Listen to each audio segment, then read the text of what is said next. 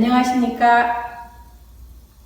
저는 난임과 유산, 임신, 출산, 가정의 여성과 함께 30년을 생활하다가 이제는 학교에서 후배를 양성하고 있는 여성건강 간호 담당자 박정미 교수입니다. 제가 여성건강 간호를 시작하게 된 이유는 난임과 유산, 임신, 출산 과정의 많은 정보의 홍수 속에서 오히려 여성의 건강을 해치는 경우가 있으므로 여성의 삶 속에서 임신과 출산의 기쁨으로 행복하고 건강한 기쁨을 함께 나누고 싶어서입니다. 여성건강간호는 whc.nsu.ac.kr을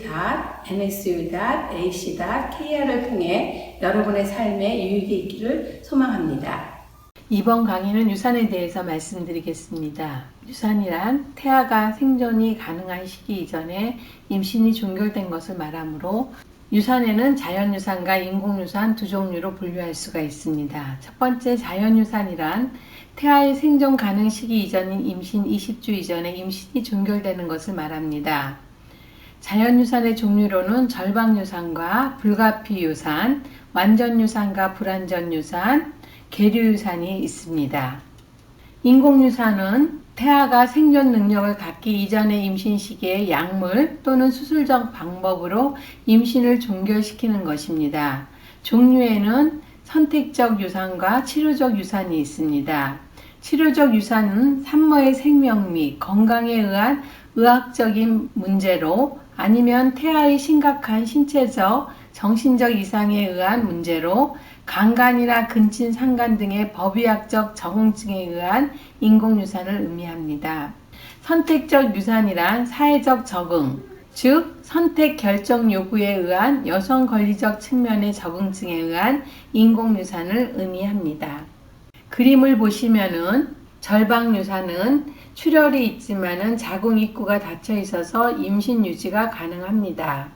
불가피유산이나 불완전유산은 출혈과 자궁경부가 열렸기 때문에 임신 유지가 불가능합니다. 계류유산은 자궁 내 안에 태아가 남아있는 것으로 임신 유지가 불가능하고 빨리 자궁 내에 있는 태아를 배출시키는 것이 우선무입니다. 그래서 유산의 방법은 자궁 입구에 있는 문을 열어서 아기를 배출시키는 것이 유산입니다. 그러면 유산의 원인은요, 자연유산의 80% 이상은 임신 12주 이내에 발생합니다. 주로 염색체 이상이 50에서 60%로 가장 흔한 원인이고, 내분비 이상이나 면역학적 이상, 약물 및 외부적인 환경으로 인한 유산의 원인이 되거나, 태아가 감염되거나 해부학적 이상, 즉 선천적 자궁 기형이나 자궁 근중, 자궁 내막 유착증, 자궁 경부 무력증 등으로 자연유산의 원인이 발생이 됩니다. 유산의 증상은 아무런 증상이 없을 수도 있고 간혹 질출혈이나 하복부 통증이 있을 수가 있습니다. 아무런 증상이 없는 경우에는 초음파 검사를 통해서 유산을 진단받는 경우도 있습니다.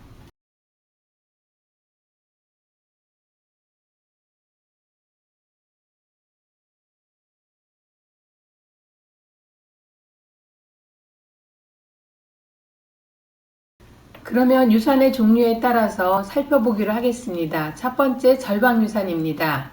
절방유산은 임신 전반기에 질출혈이 있는 경우로 임신 초기에는 매우 흔하지만 질출혈의 지속과 복통이 동반되면 유산된 확률이 높습니다.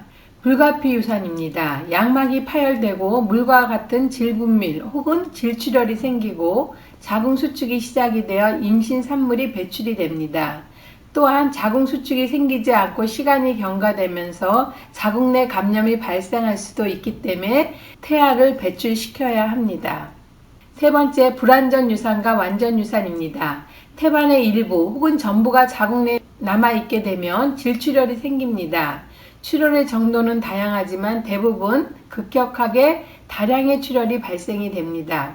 계류유산입니다. 임신 초기에는 정상 임신의 증상 및 징후를 보이다가 태아가 사망 후에는 자궁은 더 이상 커지지 않고 유방의 변화가 태행됩니다. 간혹 임신 산물이 자궁 내에 장기간 장류하는 경우는 심한 응고 이상에 의한 감염성이 나타날 수가 있습니다.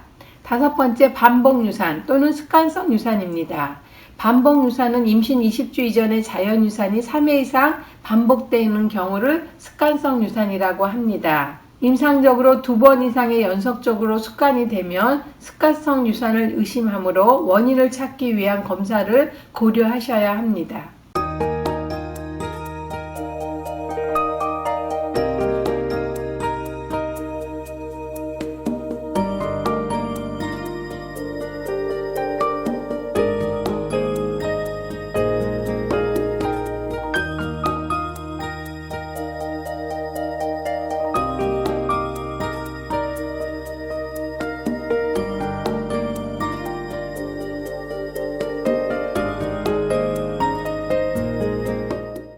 이번 강의는 여기서 마치겠습니다. 감사합니다.